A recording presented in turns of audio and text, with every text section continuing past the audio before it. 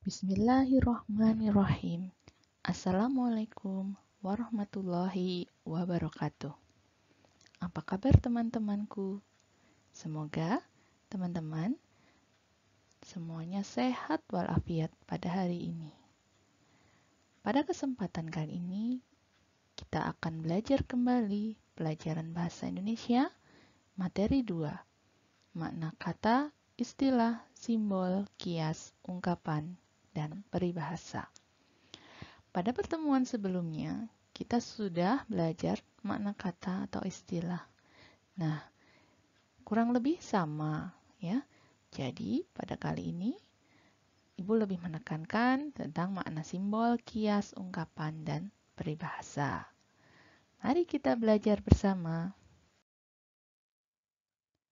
Simbol atau kata berlambang atau kias adalah kata-kata tertentu yang mewakili suatu hal yang ingin disampaikan.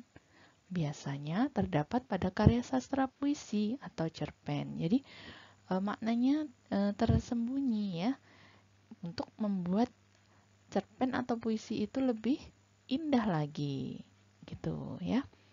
Nah, simbol atau kata berlambang atau kias ini ada yang mengkiaskan benda, mengkiaskan warna, mengkiaskan bunyi, dan mengkiaskan suasana. Mungkin masih ada banyak lagi ya, tapi pada kesempatan kali ini kita harus tahu 4 ini aja dulu ya. Baik, sudah dipahami ya? Kita lanjutkan. Lambang atau simbol kias benda. Benda itu kan bisa hewan, tumbuhan ya, dan bisa benda itu benda hidup tadi yang Ibu sebutkan. Nah, bisa benda mati misalnya meja, kemudian ada lemari dan sebagainya ya. Contoh di sini ada penggalan puisi W.S. Rendra. Burung dara jantan yang dulu kamu pelihara kini telah terbang menemui jodohnya. Di situ ada kata tercetak tebal burung dara jantan. Burung dara jantan ini adalah kata benda. Jadi ini melambangkan atau menyimbolkan atau mengkiaskan benda. Burung dara jantan di sini bermakna anak laki-laki. Ya. Nah, ada makna yang lain misalnya kata benda rembulan. Rembulan biasanya menyimbolkan atau mengkiaskan atau melambangkan wajah yang bersinar cerah, ya. Wajah yang cantik jelita. Nah, itu adalah contoh lambang, simbol, kias, benda. Berikutnya, lambang, simbol, kias, warna. Ada warna merah, putih, hijau, hitam, dan sebagainya. Nah, itu biasa dipakai dalam puisi suka ada ya, teman-teman. Ini contohnya. Puisi Bunga karya Taufik Ismail. Ini hanya penggalan ya, teman-teman. Ini dari kami bertiga, pita hitam pada karangan bunga. Sebab kami ikut berduka bagi abang yang ditembak mati siang tadi. Salemba. Di situ ada kata yang tercetak hitam, yaitu kata hitam. Kata hitam di sini adalah lambang simbol kias untuk warna. Biasanya dia melambangkan rasa berduka. Misalnya putih melambangkan kesucian, merah melambangkan keberanian, biru misalnya melambangkan kedamaian, dan sebagainya. Paham ya teman-teman? Kita lanjutkan. Lambang atau simbol kias bunyi. Di sini ada penggalan puisi Priangan Si Jelita karya Ramadan KH. Seruling di pasir ipis merdu antara gundukan pohonan pina, tembang menggema di dua kali, burarang tangkuban perahu. Nah, di situ ada kata yang tercetak tebal, ya. Itu adalah contoh lambang simbol bunyi kias untuk bunyi maksudnya, yang berarti makna khusus bunyi bisa alat musik atau perpaduan bunyi-bunyi tertentu. Nah, di situ ada seruling di pasir ipis. Bunyi seruling dan perpaduan pasir. Pasir itu biasanya kalau terkena angin gitu, ada suara-suara pasir yang bergelombang-gelombang kita rasakan. Hanya kita rasakan ya, bisa kita rasakan. Itu adalah melambangkan itu. Jadi merdu suaranya, sangat merdu, ya. Berikutnya, lambang simbol kias suasana. Menggambarkan suasana apa? Riangkah, gembira, atau sedih, atau suasana yang sorak-sorai gitu, ya. Di sini ada penggalan puisi doa karya Hairil Anwar. Tuhanku, aku mengembara di negeri asing. Tuhanku, di pintumu aku mengetuk. Aku tidak dapat berpaling. Lambang simbol kias suasana berarti menggambarkan suatu insiden atau keadaan dengan hal lain. Dalam puisi di atas, kata yang tercetak miring mengungkapkan suasana kegelisahan penyair yang merasa jauh dari Tuhan. Jadi ibaratnya dia itu mengembara. Mengembara itu kan gak jelas itu kan tujuannya kemana. Mengembara di negeri yang asing. Benar-benar sudah gak tahu ini ada di mana sih. Itu menggambarkan bahwa dia sangat jauh dari Tuhannya. Gitu suasananya ya. Bisa dipahami ya sampai sini. Itu tadi lambang simbol kias. Nah, berikutnya ada ungkapan. Ungkapan itu apa?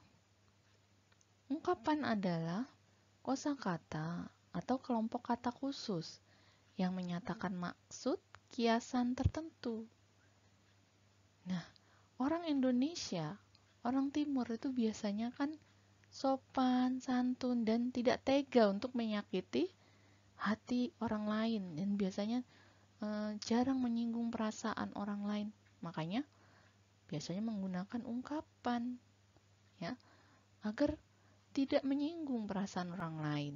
Juga untuk memperindah bahasa. Nah, makanya bahasa Indonesia itu kaya banget ya. Ada ungkapan. Nah, di mana nih teman-teman bisa mencari makna nih?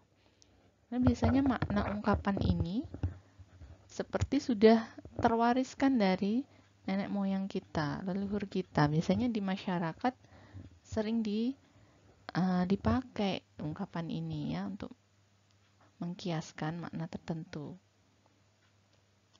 Contohnya, si jago merah itu bermakna api.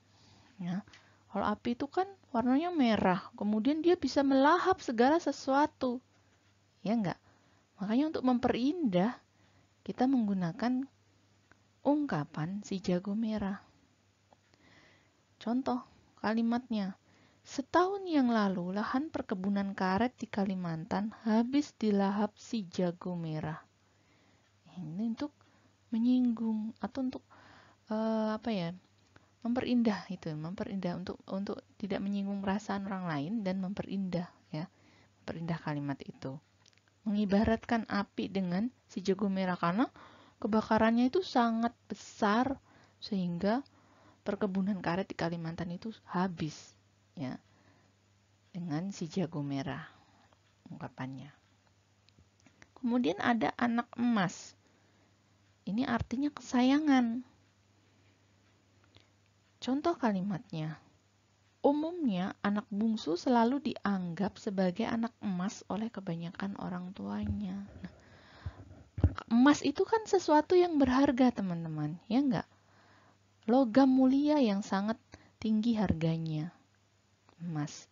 Maka diibaratkan anak emas berarti sayang, anak yang disayang-sayang gitu. Ya, paham ya? Kemudian ada contoh lagi ungkapan ringan tangan, suka menolong, artinya ringan tangan ya. Contoh kalimatnya, selama hidupnya Pak Slamet dikenal sebagai sosok yang ringan tangan. Ungkapan untuk Pak Slamet yang suka menolong diganti dengan ringan tangan. Itu beberapa contoh.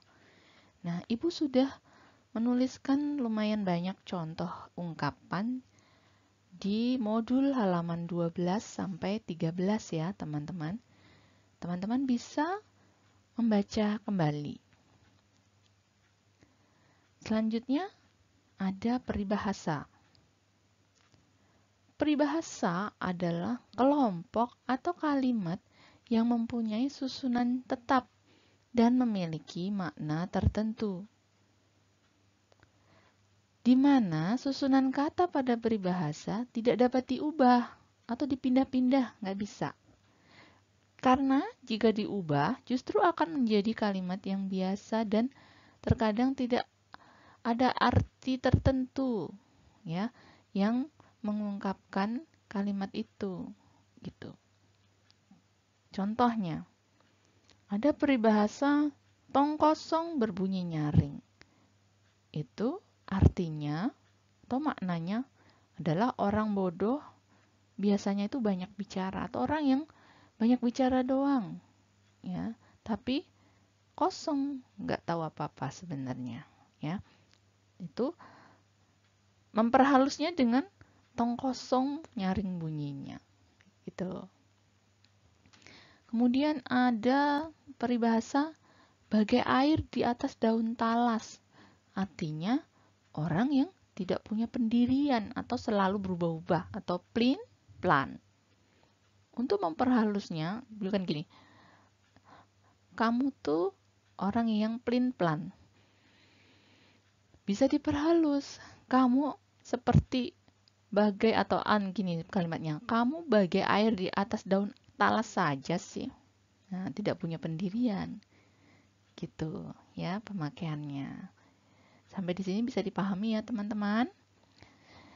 Nah, Ibu juga sudah menuliskan banyak sekali peribahasa, contoh-contoh lain di halaman 13 dan sampai 15. Itu ada banyak.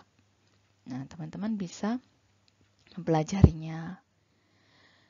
Baiklah, Ibu rasa pertemuan kita kali ini cukup sampai di sini saja ya. Kurang lebihnya, Ibu memohon maaf jika ada yang mungkin terlewat atau salah di kata-kata yang Ibu sampaikan. Besar harapan Ibu, teman-teman bisa banyak membaca tentang ungkapan, peribahasa, dan tadi yang makna kiasan tadi atau simbol. Jadi teman-teman banyak membaca puisi-puisi, cerpen-cerpen. Nah, maksudnya apa ini? Gitu ya. Nah, mungkin itu saja ya. Untuk tugasnya, seperti biasa, nanti akan Ibu berikan dalam bentuk soal PDF. Nah, teman-teman bisa kerjakan dan dikumpulkan lewat Google Classroom. Ibu ucapkan terima kasih ya buat teman-teman yang selalu mengerjakan tugas tepat waktu. Nah, semoga apa yang Ibu sampaikan pada hari ini bisa menjadi tambahan informasi dan pengetahuan bagi teman-teman semua. Tetap semangat, jaga selalu kesehatan. Wassalamualaikum warahmatullahi wabarakatuh.